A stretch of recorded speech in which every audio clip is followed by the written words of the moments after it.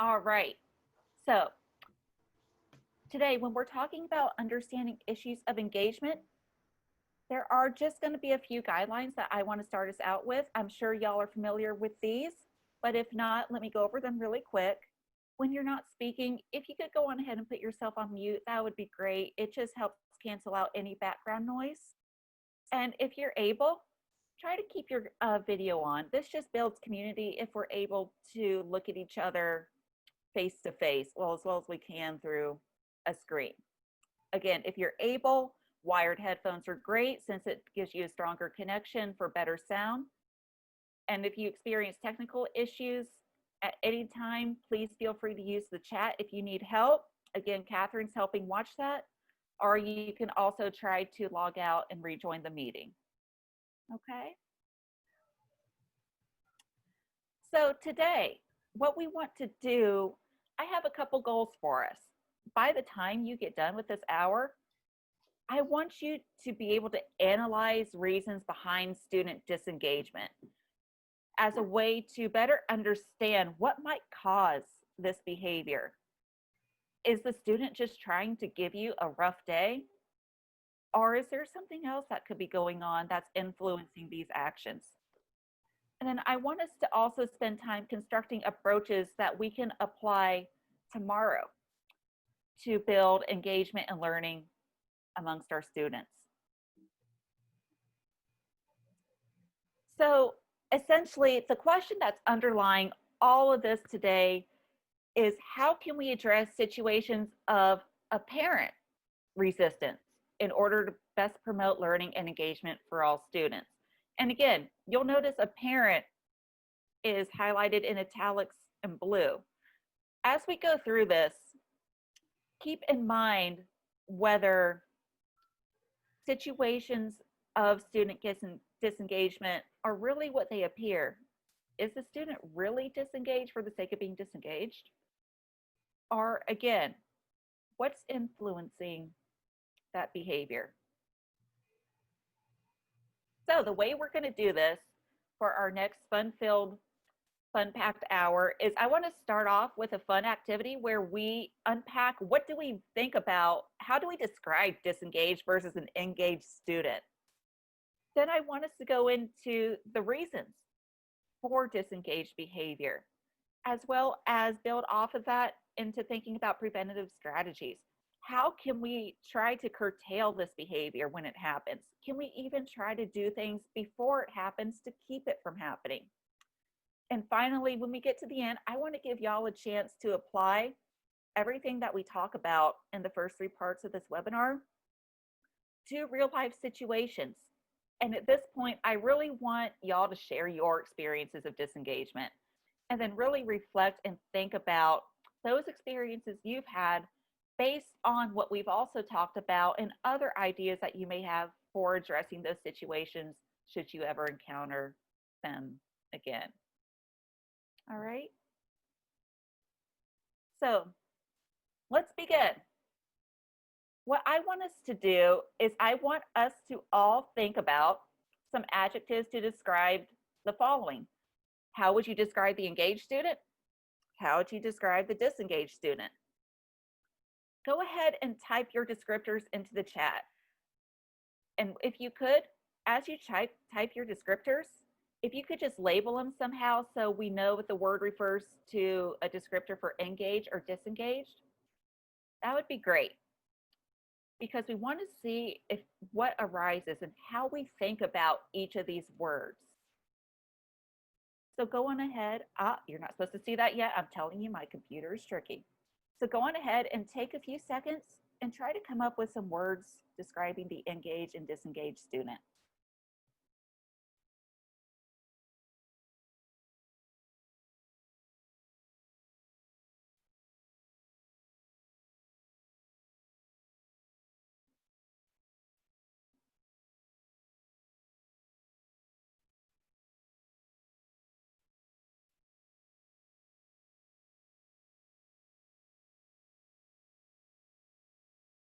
Perfect board, awesome.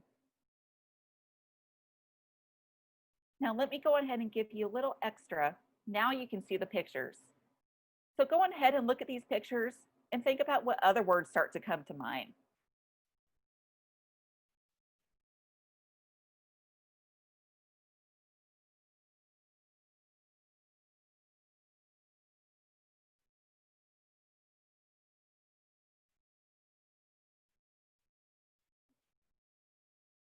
Daydreaming, I like that.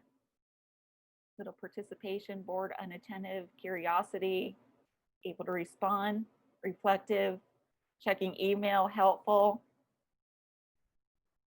Let's spend about 30 more seconds on this and just toss all your ideas down. Working with others. So we have ideas of a team player, devotion, lack of interaction.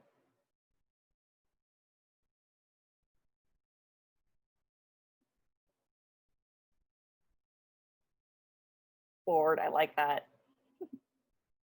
Missing class, absolutely. Applied, proactive. Oh, wow, we have great ideas about engaged. Can we get a few more disengaged? Does inhibited equal disengaged? That's a good question. Shy, distracted, distracting others. All right, any more in the last 5 seconds here?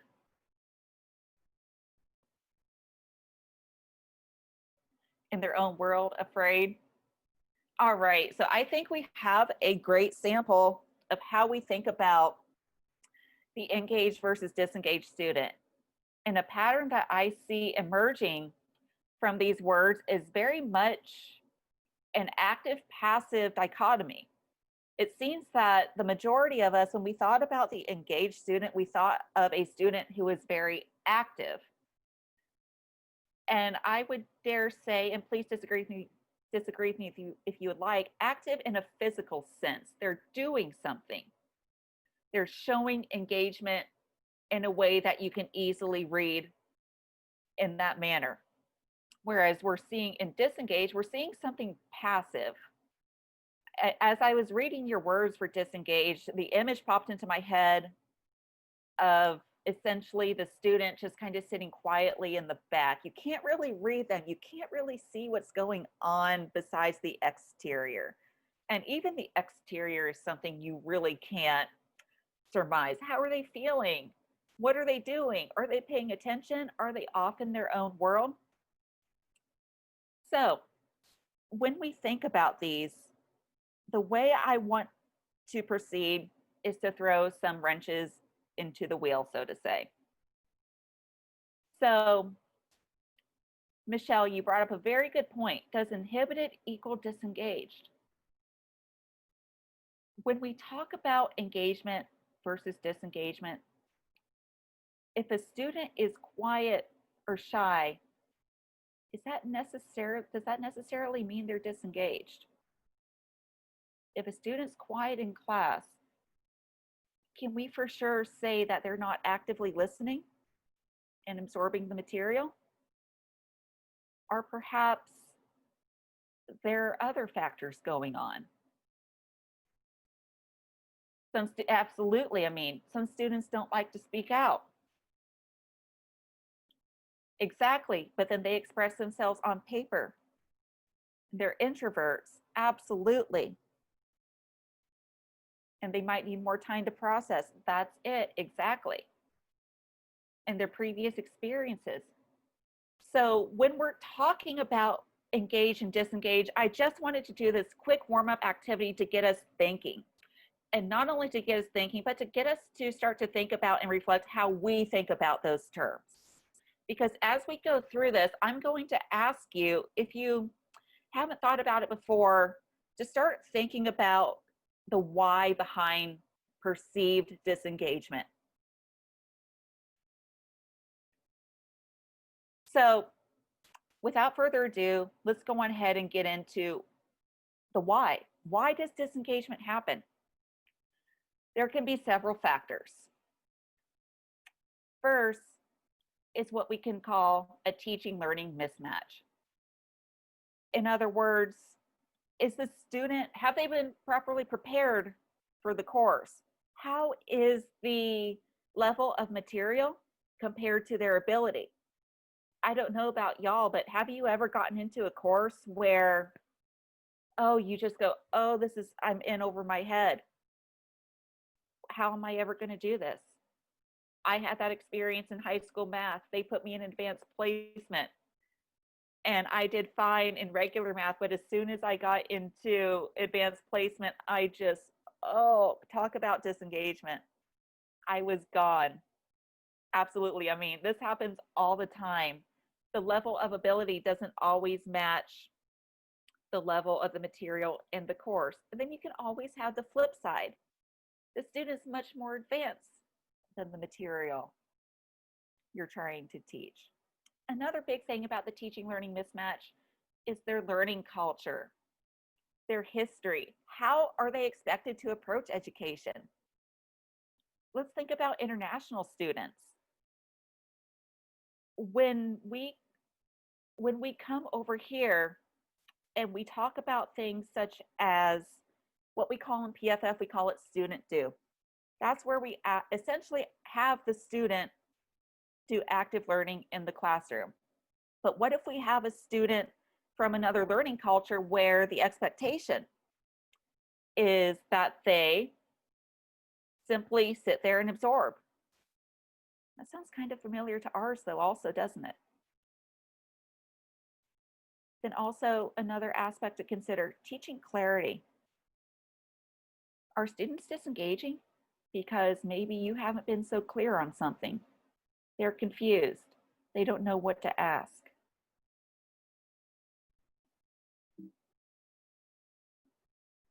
Pardon me, I got ahead of myself. So other things to consider, physical factors. What about your physiological needs? What if you're expected to go to class and you're expected to take a full-time load and you're hungry? You don't know where your food's coming from tonight. And I expect you to come into my class bright-eyed, bushy-tailed, and ready to learn. And you haven't eaten in 48 hours because you have $5 left in your bank account. What if your housing's unstable? And that brings me to, what about the environment? What about not only your living environment, what about your classroom environment?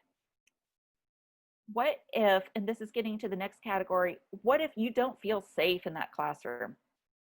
What if you don't have access to materials you need to succeed in that class? And you'll notice I haven't really touched on the idea of the online environment. And I will frame that in just a minute, so postpone that. But for now, the online environment can also help determine whether students disengage or engage in a course in online learning. Again, hold that thought. We'll return to it in just a minute. There we go, bring them all up. Again, we alluded to this already. Class, social, emotional factors. Do they feel safe with their identity? What about LGBTQ students? Are they in a classroom that's safe for them to be open in that identity? What about in their personal lives? Are they coming into your class open, but in their personal lives, they have to be very reserved and shut in? Have you built community? Have you built inclusion in your classroom? Are students disengaging because they feel excluded? What about this idea called integration? Have you been able to integrate all the different cultures and experiences in your classroom? And maybe someone disengages because they don't feel they can relate to the material. They don't feel that their experiences have any relevance or meaning. And you know, this is a big one. My main thing, I'm doing a PhD in history of early Christianity. And I actually just did a teaching demo for PFF, and one of the students doing the demo was also one of my classmates, or program mates, I suppose you would call them. And she was doing early Christianity too. And the other girl was of, I believe, Indian descent. And my program mate actually did a teaching demo on women in the book of Luke, I believe. And you don't think about this, but this is a good way to think about integration. So the girl who was of Indian descent said, you know, I really don't know much about this tradition. But what we were able to do, she was able to integrate her own experiences, being brought up in Indian culture, to the subject. So that's what we mean. Are you leaving out these different perspectives? Or are you giving students a way to relate their own experiences to the material at hand? Because it might be very different than the audience you're talking to. Finally, we alluded to these as well. Life factors. Oh my gosh, who here has more than one life role? How many people here are mothers, fathers, brothers, sisters, parents? The whole gamut. What about social political challenges? Do we ever see those come up? What about socioeconomic issues? What about what's going on with this situation with international students right now in terms of politics? When you're worried about your stability, your well-being, do you engage or disengage?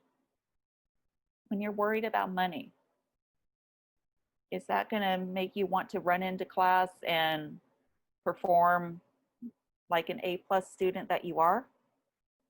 Probably not. Then finally, let me talk about mindset and motivation with you for a second. Let me ask real quick. Have any of y'all ever been approached with a subject and in your mind you go, oh, I'm so bad at this, I can't do this? Has anyone had that experience? Yes? Yeah, I have too. I see a lot of head nods. Well, that happens to everyone. Our students come to us with all their past experiences, and sometimes those past experiences aren't very good. Sometimes they enter into a math class coming out having done just so poorly in a previous math class, or having such a bad experience with the teacher that their mindset is fixed when they walk in that door and they say, I can't do this. I'm already going to be bad at this. Why try? Disengagement. Whereas sometimes students do come in with a more malleable mindset, meaning, oh, I can learn this. I have the ability to progress. That results in engagement. So let me ask you, are there any questions about the factors we've covered here?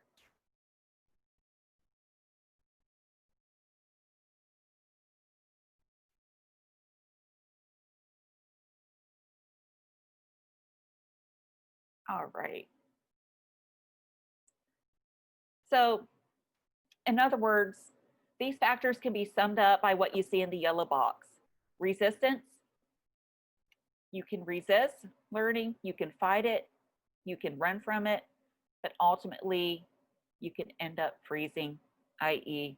completely disengaging. So what I want to do now is, remember I said that I was going to return to the online platform? Well, I want to do that now. The reasons that we just went over don't only apply to the in-person classroom. The same aspects apply to the online environment as well. If your students don't understand the way you're teaching, if you're not being clear in person or online, it's still going to result in disengagement. If there are economic issues, political issues, whether online or in person, those life factors are going to cause a disengagement. But given our current situation, I want to go on ahead and give you all a good 30 seconds to think about just the online platform. And go on ahead as you're thinking, about what are some other reasons for disengagement when we move to an online teaching platform. Add your ideas to the chat. In other words, think about why do students disengage specifically online?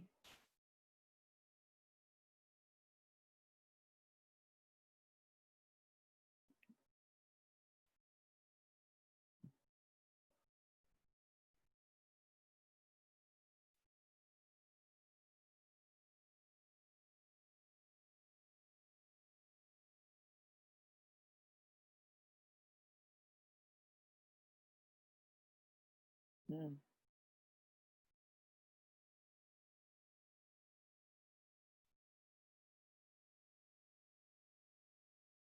About 15 more seconds.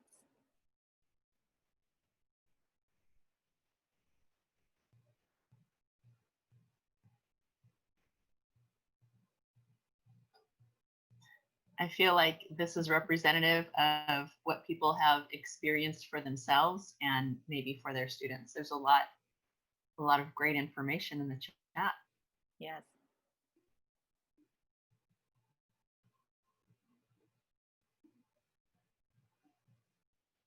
Last 5 seconds.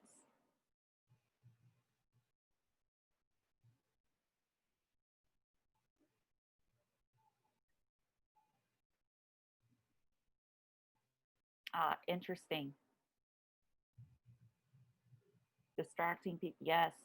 So we're seeing a lot of patterns in the chat come up of the home environment, maybe a little too much comfort when we get home and we kick our feet up and we go, oh, I really just want to lay down versus in the classroom where we're sitting and have to pay attention.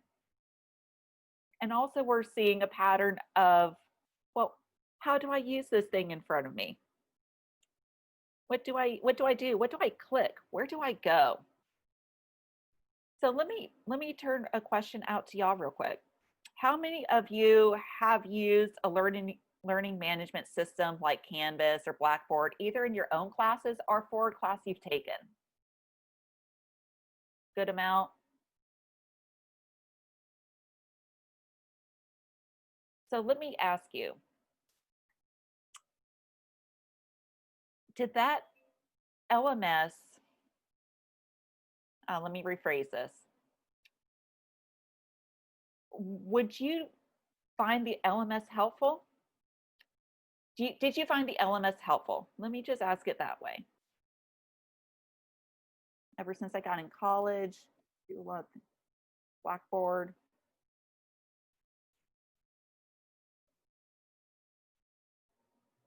You found it helpful? Why did you find it helpful?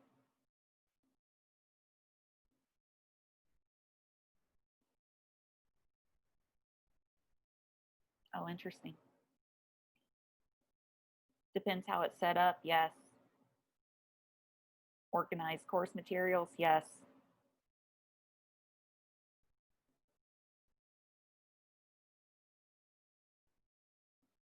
Absolutely. Communication, if it's used appropriately, yes.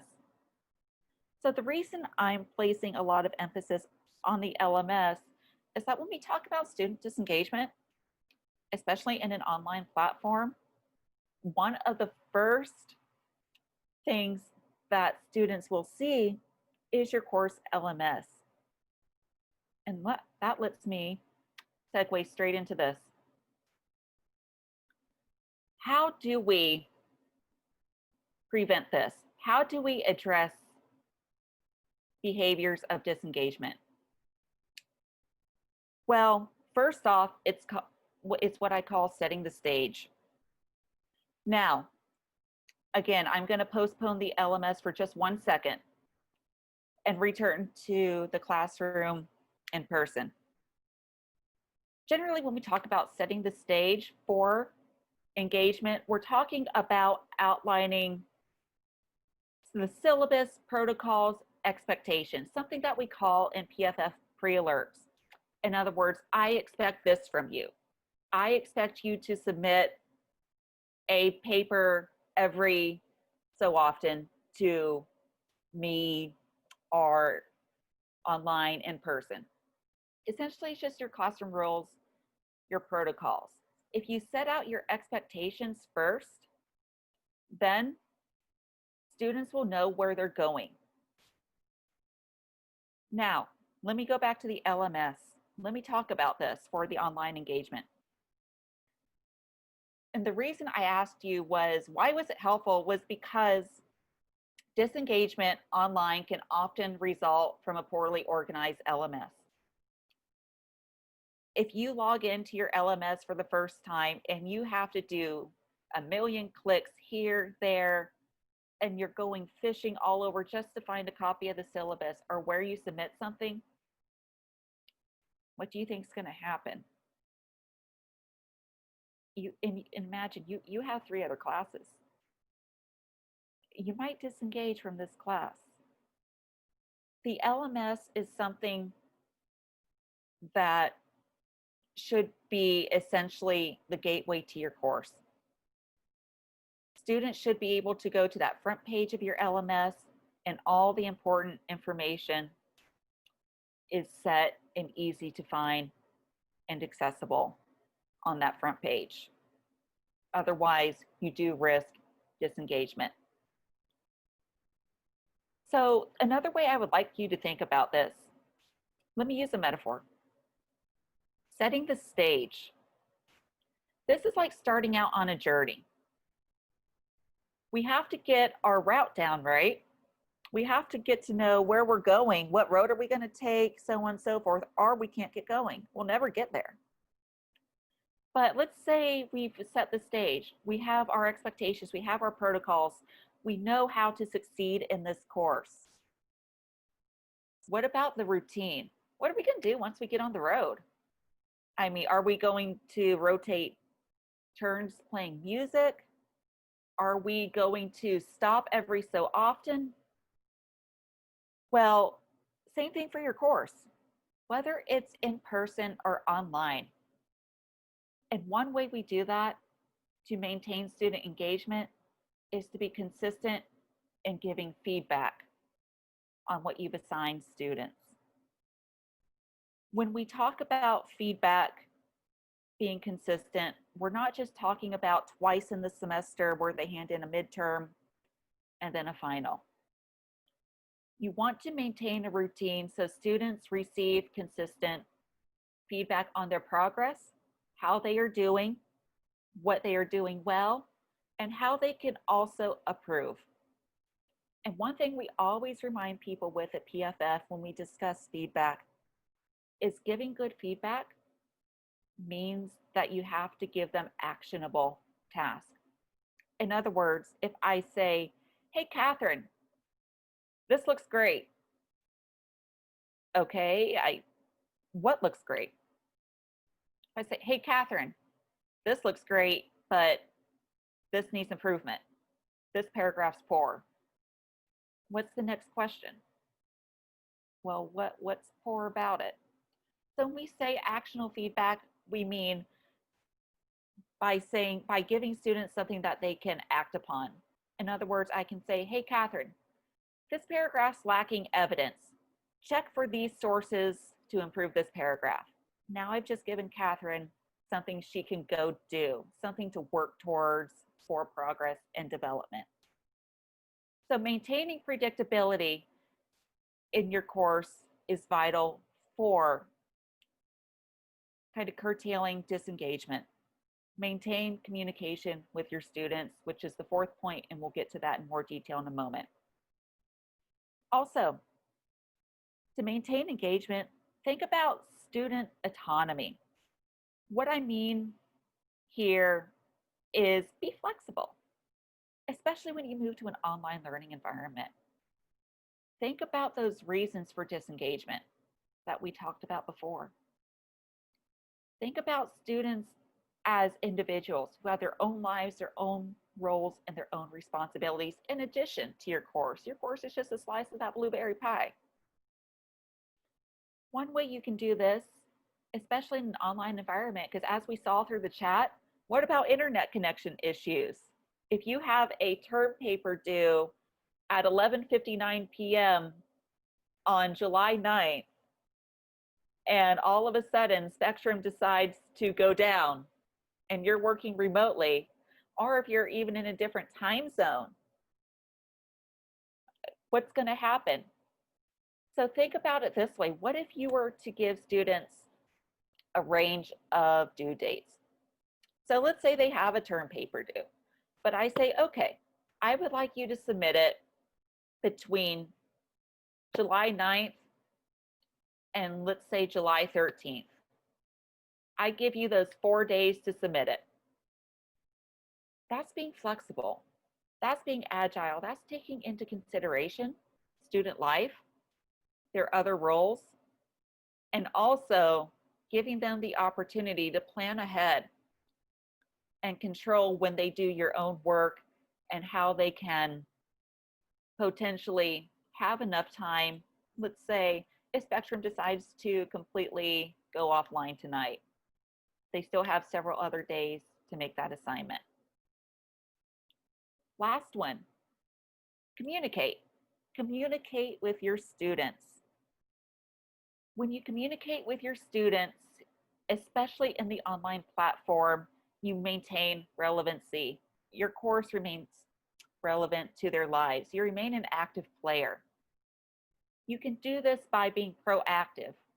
Don't make any assumptions. Post reminders using your LMS, post announcements, send emails at the beginning of the week and say, I hope you had a good weekend. Remember, you have reading due on Tuesday. I'll see you then. In other words, just surface on them. Still be a relevant player. Now, I know I went through those a little fast. Does anyone have any questions on these so far? I actually have a question. Go for it. Yeah, in the routine, when you're giving feedback back to when you're consistent with the feedbacks. Yeah. I know sometimes in classes, some students, they do get a little nervous when they're getting pointed on discussions because they don't know how to hold a discussion or Right. rubric is for discussion. Like, what do you think about like when you give feedback when it comes to like the engagement a student has in a class? Like, do you think it's good to have a rubric and give them points on the discussion, or should it be more like, look, I think you should be engaged this way, or throw it this and have a conversation with this way? So that's actually a very, very intricate question. You got a few levels there, I mean. So essentially, I think you're getting at the issue of evaluating participation. Yeah. So how do I evaluate what's engaged participation versus not? So one thing you did mention is, yes, a rubric is very helpful. A clear rubric of your expectations of how you're evaluating can do wonders because it gives students the idea of what exactly your understanding is for engaged behavior in the class. Because again, remember that first exercise we did, we all had similar but different ideas of engaged versus disengaged. Right. So to keep it simple, because this would be a whole other webinar, a good approach I think to use would be have a rubric, yes. Get student feedback on that rubric. Before you go into actually using it to evaluate them, hand it out. Ask them to specify any parts that are not clear or any parts they think are unfair. That's called co-creativity with your students. And then also when you're evaluating engagement, because again, we always have problems when we're trying to put a grade on something that is very abstract. We really can't describe what engagement looks like. It can be active and it can be silent in many ways. Frame it so students know that this course is going to have, say, a lot of discussion. Here's your rubric to how you expect the discussions to go. But also don't penalize them. Use this as a development tool. In PFF, we call this formative. So use this as more so growth. Evaluate the growth. That's how I would approach that. Appreciate it. Mm-hmm. Absolutely, Emily. What about allowing for students self-assessment of their own participation engagement? Absolutely. And that's another great way you could integrate a rubric. You can hand out a rubric. And again, if you want to have more information on that, please feel free to email or make an appointment at PFF and we can go over the types of rubrics with you. But you can have students actually evaluate themselves against a rubric. See where they think they've done well or where they need to improve. If I can just chime in really quickly. Absolutely. What I have found helpful is to have a combination of discussion times that I'm evaluating and also discussions that are not evaluated. And I find that when I allow students to just free form, just talk, they get more comfortable and they're not worried as much about what it sounds like when they're being evaluated. Because when they know they're being evaluated, sometimes they don't want to answer because it might be the wrong answer. But I find that if you get them more comfortable in these low stakes moments, they're more likely to try things out in the discussions where they're being evaluated.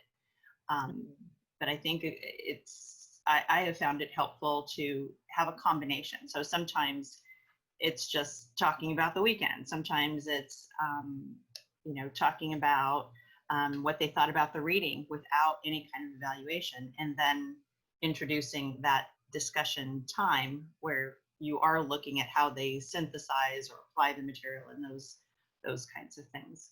So I found it helpful to have a mix of discussions, types of discussion.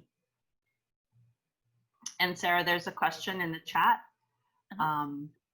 It says, so should we not require students to participate in class discussions?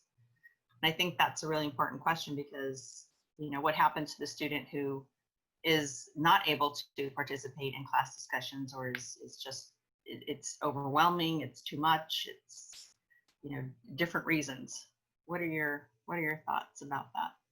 That's a complicated question. It is. So I think the short answer is yes, they should absolutely be required to participate. But, and we can discuss this more through appointments or email with PFF, but the short version of the answer I would give is that it has to be scaffolded appropriately.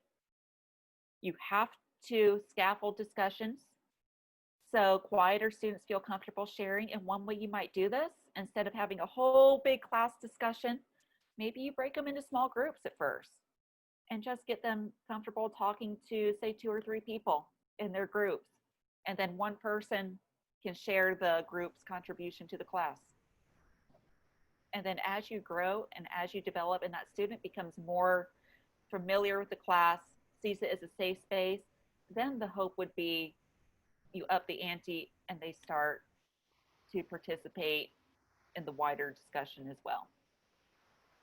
That's a very good question. Yeah, and to that point, what I have found helpful too is in those group discussions, when I've had students that don't really want to speak in class, instead of looking at the group and saying, what did you say? I have changed it to say, what was the discussion in your group? What did you guys center on, or what? So taking it off the spokesperson and saying you, just by simply saying, what was the discussion in your group? What kinds of things were discussed? And then it sort of deflects and takes the responsibility away from, oh, I'm responsible for the group. And they're more in a position to report the discussion and what they talked about and what they worked on. Sometimes that helps when you have quiet students or students that aren't comfortable speaking out loud in the class. And unfortunately, you might have a whole class of students that feels that way, and it becomes a little tricky. So. Can I say something in just jumping off what Catherine's saying? I have had a class where everybody was really shy. And one of the things that worked was, what did someone else say that you thought was really cool? So again, like Catherine was saying, it deflects away from me. And then I can say, oh yeah, I heard so-and-so say such and such. And it begins to get the voices coming out into the room. So that really helped too. Yeah, and like Amin's contribution in the chat, speaking disorder, and then the participation in smaller groups. Absolutely. And sometimes if you're talking about an issue that, or something in class where students are not quite comfortable asking those difficult questions, I don't know how you would do it in an online class, but in a face-to-face class, if you have them just write anonymously a question and, you know, fold it up and put it in a little bag and just pull anonymous questions and talk about them. Sometimes it lets students ask questions that they may not want to ask in front of everybody. Yes. Yeah, that will be something for me to think about as well. Like, how could you do that in the online space? Poll everywhere. Yeah, poll everywhere is good. Oh, that's right. Yeah. Poll everywhere. That's a good one. That's a good one. Or even set up a Google Docs. Mm-hmm. Because you can be anonymous on a Google Doc. You just go right there.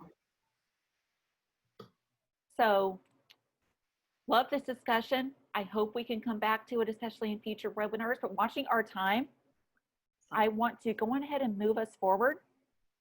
So here's a little activity here. I'm not going to make us do it, but when you have the slides, please feel free to come back and do this and think about what are some tactics, actions, or strategies that you might use in each of these categories to maintain student engagement.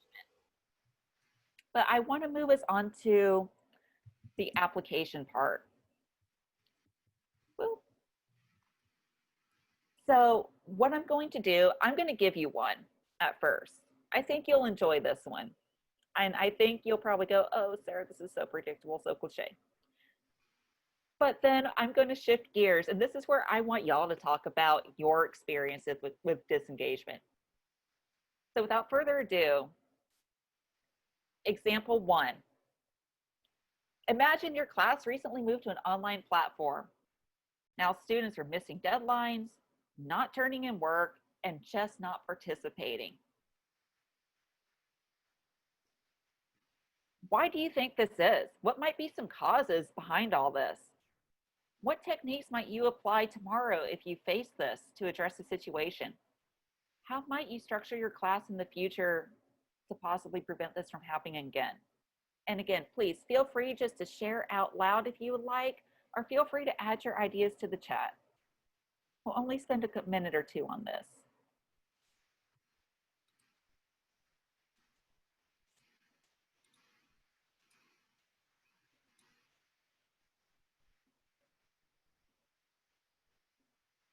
Expectations not clear, absolutely. So at that point, you have to go back and troubleshoot. You have to find out what wasn't clear.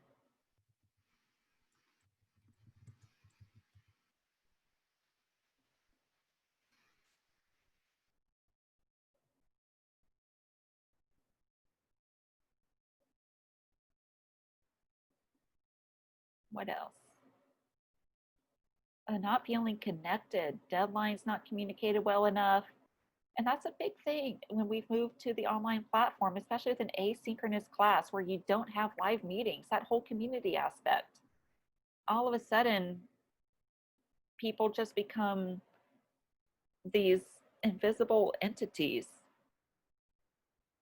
Faculty not familiar with technology, yes.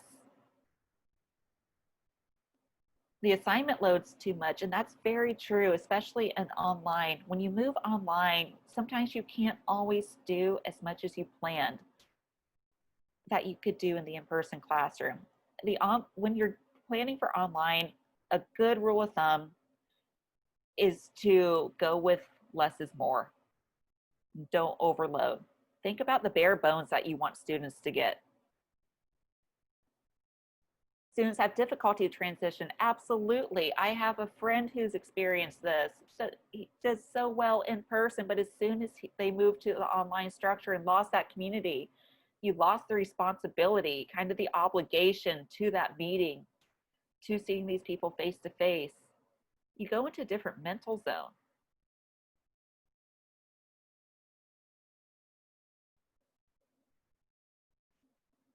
How might you rectify this?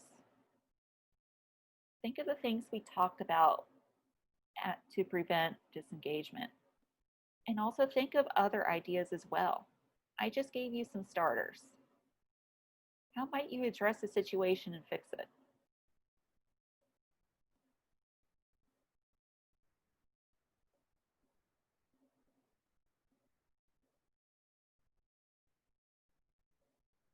Active discussion board, online communication, yes. Keep people responding to each other. Try multiple modes of contact, absolutely. Because you don't know the student's situation. You don't know if they have a computer. Do they have a phone? Can they access email? When can they access email? So again, just because you're not getting an answer on email, does that mean they're disengaged? Yes, pay attention. Reach out to them privately. See how they're doing. Watch with your LMS when students are logging in. If you've noticed someone's gone inactive for a while, reach out and say, hey, I've noticed you've been inactive for a while. Is there anything going on? Anything I can help with? How are you doing with the course? Any other ideas on this one?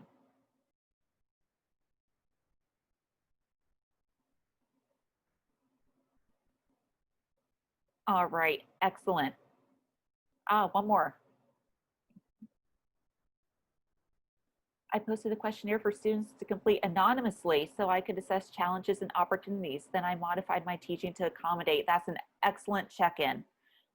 And if you continue with the PFF program, you notice we talk about things such as checks for understanding.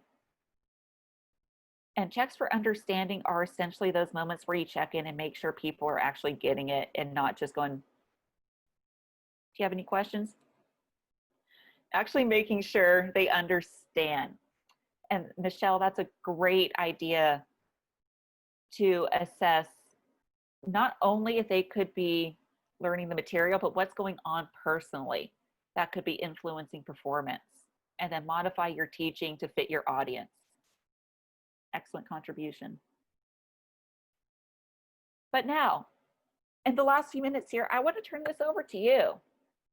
And again, feel free to unmute yourself and talk it out or add it to chat.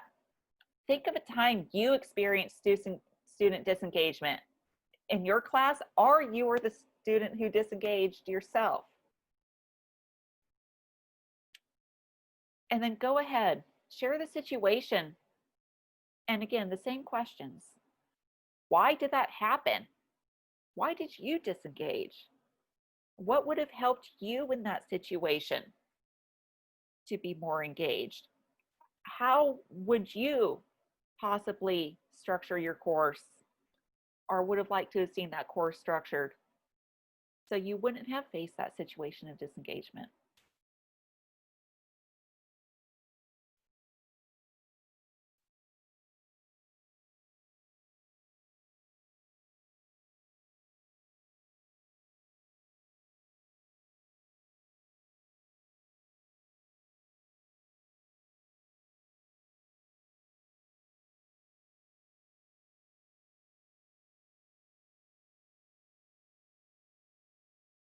Instructor wasn't engaged, didn't participate.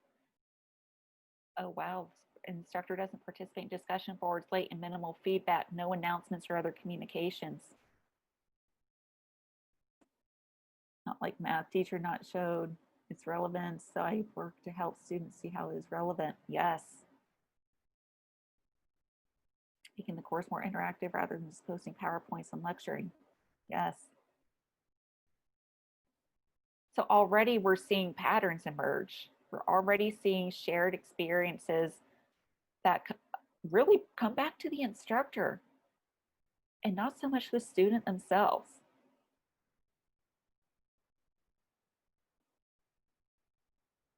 Online platforms definitely can be, but since I'm home in India, time zones, Indian International could be CGU or for international.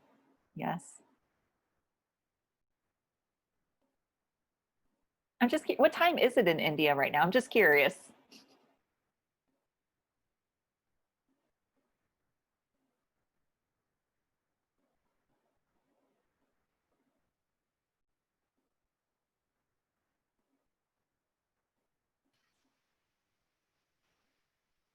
India's like 12 hours ahead, Oh, something like that.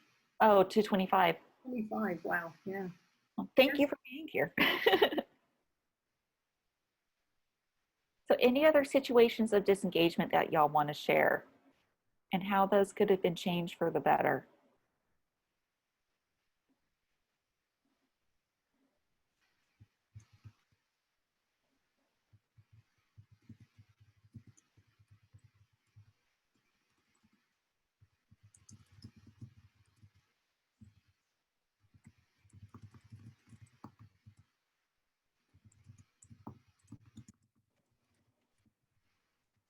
Boring, bring in students' interests.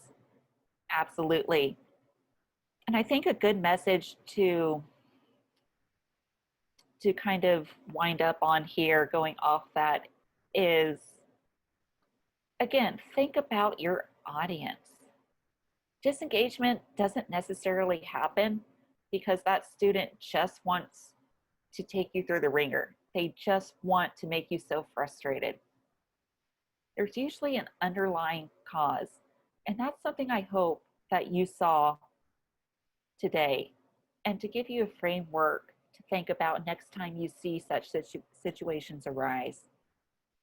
Falling behind in grades, offering opportunities to make up assignments, yes. Because again, whole other workshop. But why didn't the student turn in the assignment?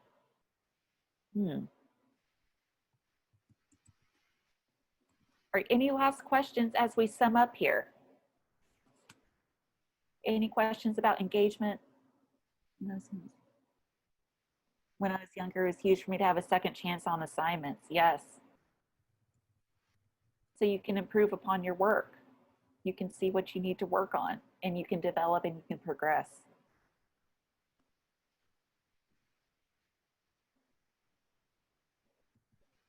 All right, as you'll see here, I have provided you with some resources about disengagement, as well as a very good PFF made resource on how to make a nice learning management system. And again, please be aware you can always make appointments with PFF if you want to come in and talk about your LMS, or you're even facing student disengagement issues in your class and you want more one-on-one instruction. Please feel free to make an appointment with us to discuss that as well. And I really thank you for being here today. I know this goes by very quickly in an hour, but please, we have more workshops coming up. It's a fun-filled, action-packed July. Please feel free to attend as many as you can or would like to.